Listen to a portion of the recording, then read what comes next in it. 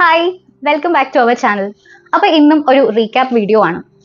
സീരീസുകളുടെ ഗ്രാൻഡ്നെസ്സിനെ തന്നെ വേറൊരു ലെവലിലേക്ക് എത്തിച്ച് ഓരോ സീസണിനും എപ്പിസോഡിനും വേണ്ടി നമ്മൾ ഒരുപാട് വെയിറ്റ് ചെയ്തിരുന്ന് കണ്ടു തീർത്ത് നമ്മളിൽ ഭൂരിഭാഗം പേരുടെ ഫേവറേറ്റ് ആയ ഗെയിം ഓഫ് ത്രോൺസ് സീരീസിന്റെ റീക്യാപ്പ് ആണ് ചെയ്യാം എന്ന് വിചാരിക്കുന്നത്. അപ്പോൾ ഇന്ന് ചെയ്യാൻ പോകുന്ന വീഡിയോ അതിന്റെ സീസൺ 1 റീക്യാപ്പ് ആണ്. അപ്പോൾ തുടർന്നുള്ള ഓരോ വീഡിയോസിലായി സീരീസിന്റെ ഫുൾ റീക്യാപ്സ് നോക്കാം ആൻഡ് അതിനെ മുഴുവനായി ഒരു പ്ലേലിസ്റ്റ് ആയി ക്രിയേറ്റ് ചെയ്ത് ഡിസ്ക്രിപ്ഷനിൽ കൊടുക്കാം.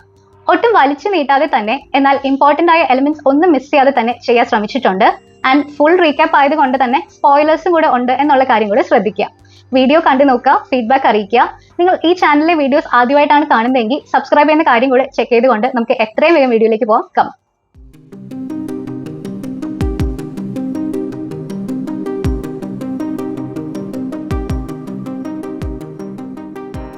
അപ്പോൾ ജോർജ് R.R. മാർട്ടിന്റെ a song of ice and fire നോവൽസിന്റെ സീരീസ് അഡാപ്റ്റേഷൻ ആയ ഗെയിം ഓഫ് ത്രോൺസ് എന്ന fantasy drama TV series season 1 നമ്മൾ കാണുന്നത് കിങ് റോബർട്ട് ബറാത്തിയന്റെ വെസ്ട്രോസിലെ 7 കിങ്ഡംസ് ആണ്.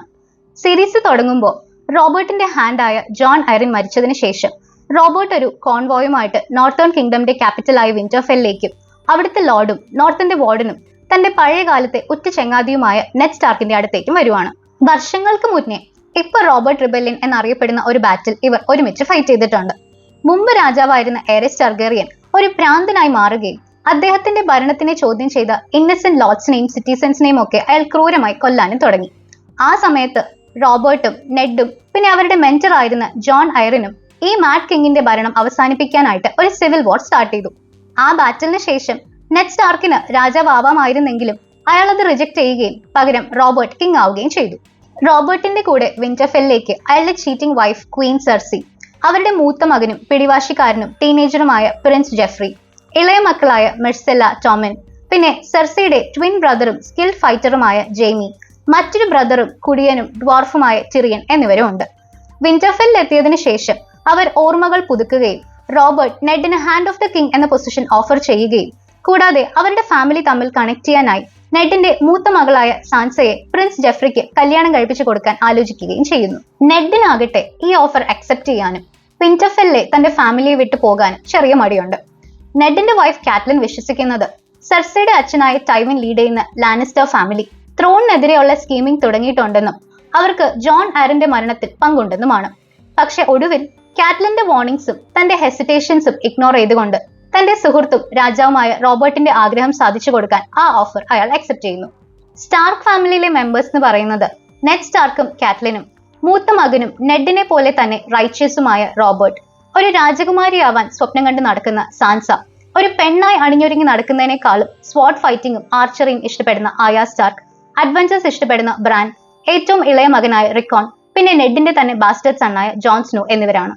റോബർട്ട് റിബല്യന് ശേഷം നെഡ് സ്റ്റാർക്ക് വീട്ടിലേക്ക് വന്നത് തനിക്ക് മറ്റൊരു ബന്ധത്തിലുണ്ടായ ഒരു കുഞ്ഞുമായാണ്. അതാണ് ജോൺ സ്നോ. വളരെ ഓണറബിൾ മനുഷ്യനായ നെഡിന്റെ ജീവിതത്തിലെ ഒരേ ഒരു ബ്ലാക്ക് മാർക്കായി ഇതിനെ കാണുന്ന കാറ്റ്ലിന് അന്ന് മുതൽ തന്നെ ജോണിനോട് ഒരു നീരസമുണ്ട്. സ്റ്റാർക്ക് ഫാമിലിയിലെ ഓരോ കുട്ടികൾക്കും ഒരു ഡയവോൾഫ് കൂട്ടിനുണ്ട്. കൂടാതെ അവരോടൊപ്പം നെഡ് സ്റ്റാർക്കിന്റെ വാർഡായി തിയോൺ ഗ്രേജോയ് എന്ന യുവാവും കൂടെ ഉണ്ട്. സത്യത്തിൽ അയൺ ഐലൻഡ്സിലെ ലോർഡായ ബെയ്ലോൺ ഗ്രേജോയ് കിങ് റോബർട്ടിനോട് ലോയലായി തന്നെ നിൽക്കാൻ ഒരു ഹോസ്റ്റേജ് ആയിട്ടാണ് തിയോണിനെ ഇങ്ങോട്ടേക്ക് കൊണ്ടുവന്നത്. പക്ഷെ നെഡ് അവനെ കുടുംബത്തിലെ ഒരു അംഗമായി തന്നെ ട്രീറ്റ് ചെയ്യുകയും അവനും റോബും തിക് ഫ്രണ്ട്സ് ആയി വളരുകയും ചെയ്യുന്നു. കിങ് റോബർട്ടും സംഘവും തിരിച്ചു പോകുന്നതിന് മുമ്പായിട്ട് ഒരു ദിവസം ബ്രാൻ സ്റ്റാർക്ക് ക്വീൻ സെർസിയും ജെയ്മിയും തമ്മിലുള്ള ഇല്ലിസിറ്റ് ഇൻസെസ്റ്റ് റിലേഷൻഷിപ്പ് ഒരു വാച്ച് ടവറിന് മുകളിൽ വെച്ച് കാണാൻ ഇടയാകുന്നു. അവരുടെ ആ സീക്രട്ടിനെ പ്രൊട്ടക്ട് ചെയ്യാനായി ജെയ്മി ബ്രാനെ തള്ളിയിട്ട് കൊല്ലാൻ ശ്രമിക്കുന്നു. ബ്രാൻ പക്ഷെ രക്ഷപ്പെടുന്നുണ്ടെങ്കിലും അവൻ കോമയിലാകുന്നു. ഇതിനു പുറകിൽ ആരാണെന്ന് അറിയാത്തത് കൊണ്ട് തന്നെ നെഡും മക്കളായ സാൻസയും ആര്യയും ഒരു കോൺവോയോടൊപ്പം വിന്റർഫെല്ലിൽ നിന്ന് പുറപ്പെടുന്നു. പോകുന്നതിന് മുമ്പായി ജോൺ ആര്യയ്ക്ക് സ്വന്തമായി ഉപയോഗിക്കാൻ ഒരു സ്വോർഡ് ഗിഫ്റ്റ് ചെയ്യുന്നു. അവൾ അതിനെ നീഡിൽ എന്ന് പേരിടുന്നു. കാറ്റ്ലിൻ ബ്രാൻഡിനെ പരിചരിക്കുന്നതിനിടയിൽ റൂമിലെത്തുന്ന ഒരു അസാസിൻ അവനെ കൊല്ലാൻ ശ്രമിക്കുന്നു. പക്ഷേ ബ്രാൻഡ് ഡൈവൂൾഫായ സമ്മർ അവന്റെ ജീവൻ രക്ഷിക്കുന്നു. അസാസിന്റെ കയ്യിലിരുന്ന കത്തിയിൽ നിന്ന് ഈ അറ്റംപ്റ്റിന് പുറകിൽ ലാനിസ്റ്റേഴ്സ് ആണെന്ന് കാറ്റ്ലിന് മനസ്സിലാവുകയും ലിറ്റിൽ ഫിംഗർ എന്നറിയപ്പെടുന്ന തന്റെ ബാല്യകാല സുഹൃത്തായ പീറ്റർ ബെയ്ലിഷ് ടിറിയൻ ആണ് ഇതിന് പുറകിൽ എന്ന് അവളെ അറിയിക്കുകയും ചെയ്യുന്നു. തുടർന്ന് കാറ്റ്ലിൻ ടിറിയനെ തടവുകാരനാക്കുന്നു. ഒടുവിൽ കോമയിൽ നിന്ന് എണീക്കുന്ന ബ്രാന് തന്റെ വീഴ്ചയെ പറ്റി ഒരു ഓർമ്മയുമില്ല. തനിക്കിനി ഒരിക്കലും നടക്കാൻ കഴിയില്ല എന്നതോർത്ത് അവൻ മാനസികമായി തളരുന്നു. ഇതേ സമയം ജോൺ സ്നോ നൈറ്റ്സ് വാച്ചിൽ ജോയിൻ ചെയ്യാൻ തീരുമാനിക്കുന്നു. നൈറ്റ്സ് വാച്ച് എന്നാൽ അൺസിവിലൈസ്ഡ് ആയ വൈൽഡിംഗ് ഗോത്രങ്ങളെയും വൈറ്റ് വോക്കേഴ്സ് എന്ന മിത്തിക്കൽ ക്രീച്ചേഴ്സിനെയും നോർത്തേൺ കിങ്ഡമിലേക്ക് കടക്കുന്നതിൽ നിന്ന് തടയാൻ നിർമ്മിച്ചിട്ടുള്ള ദ വാൾ എന്ന പടുകൂറ്റൻ ഐസ് ബാരിയറിനെയും അവിടെയുള്ള ഫോർട്ടുകളെയും പ്രൊട്ടക്ട് ചെയ്യുന്ന ആളുകളാണ്. ഒരു കാലത്ത് നൈറ്റ്സ് വാച്ചിനുണ്ടായിരുന്ന പ്രഭാവം ഇപ്പോഴില്ല. കാരണം ഇപ്പൊ അവിടെ കൂടുതലായി ഉള്ളത് വധശിക്ഷയിൽ നിന്ന് രക്ഷപ്പെടാൻ അവിടുത്തെ ജീവിതം തിരഞ്ഞെടുത്ത ക്രിമിനൽസ് ആണ്. ജോൺ തന്റെ ഡയവൂൾഫായ ഗോസ്റ്റിന്റെയും തന്റെ അങ്കിളും മെന്ററും നൈറ്റ്സ് വാച്ചിലെ മുതിർന്ന ഒരു റേഞ്ചറും ഒക്കെയായ ബെഞ്ചൻ സ്റ്റാർക്കിന്റെയും ഒപ്പം ദ വാളിലേക്ക് പോകുന്നു. ജോൺ അവിടുത്തെ കർശനമായ നിയമങ്ങളോടും ഒരിക്കലും വിവാഹം കഴിക്കാൻ പാടില്ല എന്ന പ്രതിജ്ഞകളോടും പൊരുത്തപ്പെടാൻ പാടുപെടുന്നു. ബിയോണ്ട് ദ വാൾ അഥവാ വാളിനും അപ്പുറത്തേക്കുള്ള ഒരു മിഷനിടെ അങ്കിൾ ബെഞ്ചൻ കൂടെ ദുരൂഹമായി മിസ്സാകുന്നതോടെ അവന്റെ സ്ട്രഗിൾസ് വർദ്ധിക്കുന്നു. ഇങ്ങനെയൊക്കെ ആണെങ്കിലും തന്റെ സഹപ്രവർത്തകർക്കിടയിൽ ജോൺ റെസ്പെക്ട് നേടുകയും ലോർഡ് കമാൻഡർ ജിയോർ മോർമോന്റെ വിശ്വസ്ത സഹായിയാവുകയും ചെയ്യുന്നു. ഒരു വൈറ്റ് വാക്കറിന്റെ അറ്റാക്കിനിടയിൽ മോർമോന്റെ ജീവൻ രക്ഷിച്ചതിന് സമ്മാനമായി അയാൾ വലേറിയൻ സ്റ്റീൽ സ്പോർഡായ ലോങ് ക്ലോ ജോണിന് നൽകുന്നു. നെഡ് സ്റ്റാർക്ക് തന്റെ പെൺമക്കളോടൊപ്പം കിങ്സ് ലാൻഡിംഗിലേക്ക് പോകുമ്പോൾ താൻ കല്യാണം കഴിക്കാൻ ആഗ്രഹിച്ച പ്രിൻസ് ജെഫ്രി ബരാത്തിയൻ ആളുകളെ വേദനിപ്പിക്കുന്നത് ആസ്വദിക്കുന്ന ഒരു സാഡിസ്റ്റ് ആണെന്നും അവനെ പോലെ ഒരാളെ കല്യാണം കഴിക്കുന്നത് വിചാരിക്കുന്നത്ര സ്വപ്നതുല്യമല്ലെന്നും സാൻസയ്ക്ക് മനസ്സിലാവുന്നു. ജെഫ്രി തന്റെ ബോഡിഗാർഡായ ദ ഹൗണ്ട് എന്നറിയപ്പെടുന്ന സാൻഡോർ ക്ലിഗേനോട് ആര്യ സ്റ്റാർക്കിന്റെ സാധുവായ കൂട്ടുകാരനെ കൊല്ലാൻ ആവശ്യപ്പെടുന്നു. ആര്യയുടെ ഡയവൂൾഫായ നൈമീരിയ ജെഫ്രിയെ അറ്റാക്ക് ചെയ്യുകയും ഇത് കണ്ട സെർസി ആ ഡയർവൂൾഫിനെ കൊല്ലാൻ ആജ്ഞാപിക്കുകയും ചെയ്യുന്നു. നൈമീരിയയുടെ ജീവൻ രക്ഷിക്കാനായി ആര്യ അവളെ കാട്ടിലേക്ക് രക്ഷപ്പെടുത്തി വിടുന്നു. അതിന് പകരമായി സെർസി സൺസയുടെ ഡയവൂൾഫായ ലേഡിയെ കൊല്ലിക്കുന്നു. കിങ്സ് ലാൻഡിംഗിൽ നെഡ് സ്മോൾ കൗൺസിലിന്റെ അംഗമാവുകയും റോബർട്ടിന്റെ അമിതമായ ചിലവുകൾ കാരണം വെസ്ട്രോസ് വൻ കടത്തിലാണെന്നും നെഡ് മനസ്സിലാക്കുന്നു. സ്മോൾ കൗൺസിലിലെ തന്നെ അംഗങ്ങളായ ലിറ്റിൽ ഫിംഗറും വാരിസും പൊളിറ്റിക്കൽ റൈവൽസും തങ്ങളുടെ സ്വന്തം ആംബിഷൻസ് നിറവേറ്റാൻ ആരെയും ചതിക്കുന്നവരും സ്കീമിങ്സിൽ ഏർപ്പെടുകയും ചെയ്യുന്നവരാണ്. മാഡ് കിങ്ങിന്റെ അവസാന അവകാശിയായി അവശേഷിക്കുന്ന ഇപ്പോൾ നാരോസീക്കും അപ്പുറം ഒളിവിൽ കഴിയുന്ന ഡനേറിയസ് ടെർഗേറിയനെ കൊല്ലാനും അവർ പദ്ധതിയിടുന്നു. ഡനേറിയസ് ടെർഗേറിയനും അവളുടെ സഹോദരനായ വിസേറിസുമാണ് ഹൗസ് ടെർഗേറിയനിൽ ജീവിച്ചിരിക്കുന്ന അവസാന അംഗങ്ങൾ. അയൺ ത്രോൺ തിരിച്ചു പിടിക്കാനായി ഒരു ആർമിക്ക് പകരം വിസേറിസ് ഡനേറിയസിനെ ദോത്രാക്കി എന്ന സാവേജ് ട്രൈബിന്റെ ലീഡറായ കാൽ ദ്രോഗോയ്ക്ക് വിവാഹം കഴിപ്പിച്ചു കൊടുക്കുന്നു. അവളുടെ ഫാമിലി ഹിസ്റ്ററിയെ പ്രതീകപ്പെടുത്തുന്ന 3 ഫോസിലൈസ്ഡ് ഡ്രാഗൺ എക്സ് അവൾക്ക് വെഡ്ഡിംഗ് ഗിഫ്റ്റായി ലഭിക്കുന്നു. ആദ്യമൊക്കെ ഡനേറിയസ് ദോത്രാക്കി ജീവിത രീതികളുമായി സ്ട്രഗിൾ ചെയ്യുന്നുണ്ടെങ്കിലും പിന്നീട് അവൾ ശക്തയാകാൻ പഠിക്കുകയും ദ്രോഗോനെ പരിപാലിക്കാനും തുടങ്ങുന്നു. അങ്ങനെ ഡനേറിയസ് പ്രഗ്നന്റ് ആവുന്നു.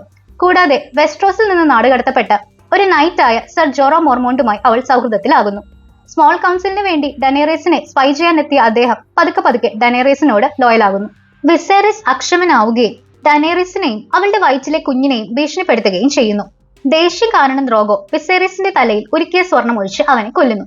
അതിനുശേഷം ദ്രോഗോ ഡനേറിയസിനോട് ലോയൽ ആയിരിക്കും എന്നും അവൾക്ക് വേണ്ടി യുദ്ധം ചെയ്ത് അയൺ ത്രോൺ പിടിച്ചെടുക്കുമെന്നും പ്രോമിസ് ചെയ്യുന്നു.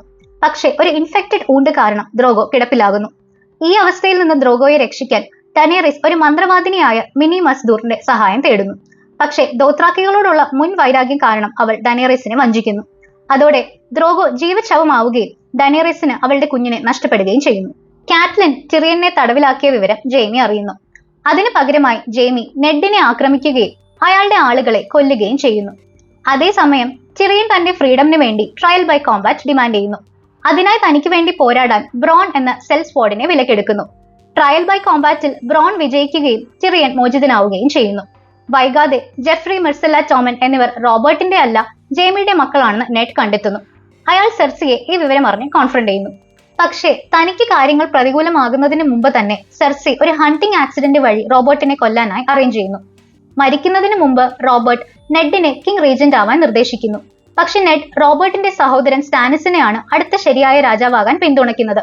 എന്നാൽ ലിറ്റിൽ ഫിംഗറിന്റെ സഹായത്തോടെ സെർസി നെഡിനെ രാജ്യദ്രോഹ കുറ്റം ചുമത്തി അറസ്റ്റ് ചെയ്യുന്നു. തന്റെ പിതാവ് തടവിലാക്കപ്പെട്ട വിവരം വിന്റർഫെല്ലിലുള്ള റോബ് സ്റ്റാർക്ക് മനസ്സിലാക്കുന്നു. ലാനിസ്റ്റേഴ്സുമായി യുദ്ധം ചെയ്യാൻ അവൻ നോർത്തിലെ അവരുടെ ആളുകളെ ഗ്യാദർ ചെയ്യുന്നു. യുദ്ധത്തിന് പോകുന്നതിന് മുൻപ് ബ്രാൻനെ വിന്റർഫെല്ലിന്റെ ചുമതല ഏൽപ്പിക്കുന്നു.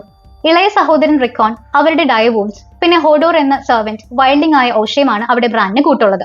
റോബ് ഒരു ബാറ്റിലിൽ വിജയിക്കുകയും ജെയ്മി ലാനിസ്റ്ററിനെ പിടികൂടി പ്രിസണർ ആക്കുകയും ചെയ്യുന്നു. എന്നാൽ തുടർന്നുള്ള യുദ്ധത്തിനായി ഹൗസ് ഫ്രേയുടെ കീഴിലുള്ള ട്വിൻസ് കാസിൽ മറികടക്കുന്നതിന് വേണ്ടി അവിടുത്തെ ലോർഡ് വോൾഡർ ഫ്രേയുടെ പെൺമക്കളിൽ ഒരാളെ കല്യാണം കഴിക്കാൻ റോബ് സമ്മതിക്കുന്നു. അതേസമയം സാൻസയുടെയും ആര്യയുടെയും സുരക്ഷയ്ക്ക് വേണ്ടി ജെഫ്രി തന്നെയാണ് റൈറ്റ്ഫുൾ കിങ് എന്ന് പബ്ലിക് ട്രയലിൽ സമ്മതിക്കാൻ നെഡ് നിർബന്ധിതനാകുന്നു.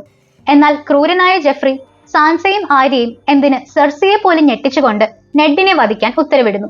നെഡിനെ അപ്പോൾ തന്നെ തലയർത്ത് വധിക്കുന്നു. സാൻസ ജെഫ്രിയുടെ ഭാവി വധുവായി തന്നെ തുടരുകയും ആര്യ യോറൻ എന്ന ആളുടെ സഹായത്തോടെ കിങ്സ് ലാൻഡിംഗിൽ നിന്ന് രക്ഷപ്പെടുകയും ചെയ്യുന്നു. നെഡിന്റെ മരണശേഷം ഹൃദയം തകർന്ന ജോൺസ്നോ നൈറ്റ്സ് വാച്ച് ഉപേക്ഷിച്ച് റോബിനൊപ്പം യുദ്ധത്തിന് ചേരുന്നതിനെ കുറിച്ച് ചിന്തിക്കുന്നു.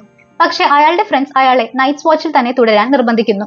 തുടർന്ന് ജോൺ അങ്കിൾ ബെഞ്ചിനെ കണ്ടെത്താനായി വാൾഡും അപ്പുറത്തേക്കുള്ളൊരു യാത്രയിൽ ലോർഡ് കമാൻഡർ മോർമോണിനൊപ്പം ചേരുന്നു.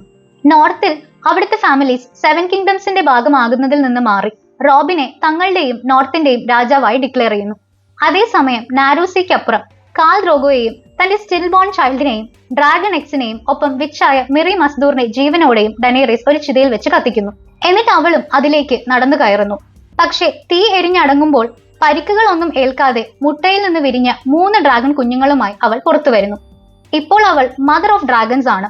ഒപ്പം അവൾക്ക് വേണ്ടി യുദ്ധം ചെയ്യാൻ ലോയലായ ഒരു ദോത്രാക്കി സൈന്യവും കൂടെയുണ്ട്.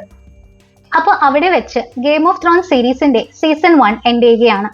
കൃത്യമായി സ്ക്രീനിൽ സംഭവങ്ങൾ നടക്കുന്ന ഓർഡറിലല്ല, പകരം ഒരു ഓവറോൾ സമ്മറി എന്ന രൂപത്തിലാണ് അവതരിപ്പിച്ചിരിക്കുന്നത് എന്ന കാര്യം നിങ്ങൾ ശ്രദ്ധിച്ചു കാണുമല്ലോ. എങ്കിലും ഇമ്പോർട്ടന്റ് എലിമെന്റ്സും ഇവന്റ്സും ഒട്ടും ബോറടിപ്പിക്കാത്ത രീതിയിൽ തന്നെ പ്രസന്റ് ചെയ്യാൻ ശ്രമിച്ചു എന്ന് കരുതുന്നു. വീഡിയോ കണ്ടു നോക്കിയിട്ട് ഒപ്പീനിയൻസ് കമന്റ്സിലൂടെ ഷെയർ ചെയ്യും എന്ന് വിശ്വസിക്കുന്നു. കൂടാതെ വീഡിയോ ഇഷ്ടമായാൽ ലൈക്ക് ചെയ്യാനും ചാനൽ സബ്സ്ക്രൈബ് ചെയ്യാനും മറക്കില്ലല്ലോ. എത്രയും വേഗം സീസൺ 2 റീക്യാപ്പുമായി എത്താം. അതുവരെ ബൈ.